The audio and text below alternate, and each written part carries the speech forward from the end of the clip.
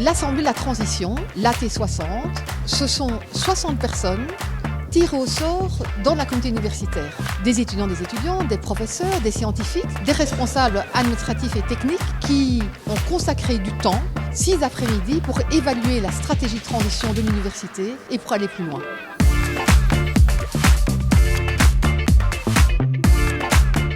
Au sein de l'UCL Louvain, ça fait de nombreuses années qu'on discute des enjeux de transition. Il y a le Conseil du développement durable, il y a une série de personnes qui s'intéressent de près, et ce n'est pas uniquement des experts, mais c'est aussi les étudiants. Les étudiants sont mobilisés sur ces questions-là. Donc ça, c'est quelque chose qui se fait, et c'est très bien. On a une prorectrice qui est en charge de la transition, donc il y avait beaucoup de choses qui étaient faites. Mais par contre, ça ne touche généralement qu'une petite portion de personnes, des personnes qui sont les plus intéressées, ou les plus contre, peut-être d'une certaine façon. L'enjeu de cette Assemblée de transition, c'était de sortir un petit peu des cénacles habituels pour donner la parole à des personnes qui d'habitude ont moins cette parole-là.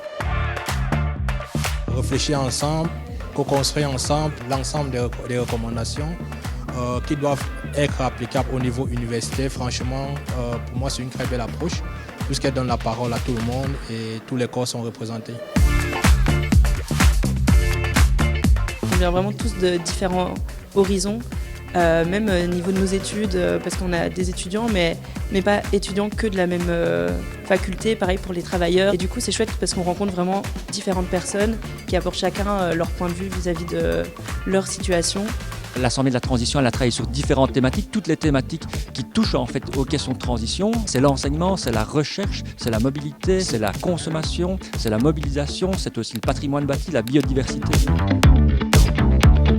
Avec l'Assemblée de la transition, ce que j'ai appris, c'est que quand on parle de transition, moi je pensais directement à la transition écologique. En fait, c'est quelque chose de beaucoup plus global qui concerne en final toute la façon dont on fonctionne, donc une transition plutôt systémique. Oui, il y a l'écologie, mais la façon dont l'université fonctionne, les comportements sociaux et vraiment la manière dont on veut être très inclusif.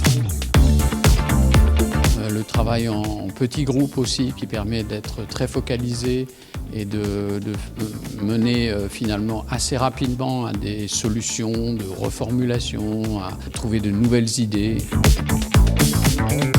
Mes moments préférés, c'est souvent quand il y a une proposition un peu folle qui sort, qui sont des propositions qui paraissent peut-être pas intéressantes du premier abord, mais en fait peuvent changer la perspective des gens. Et ça, c'est ça qui est intéressant, je pense. Le résultat, c'est un rapport avec des recommandations qui seront présentées au conseil académique, au conseil d'administration, à la communauté universitaire et bien sûr au prochain conseil rectoral qui pourra s'emparer de ce thermomètre, je dirais, de la communauté universitaire pour élaborer sa propre stratégie de transition. J'espère surtout que la prochaine administration ne remettra pas en cause tout le travail qui a été abattu et qui est très prometteur.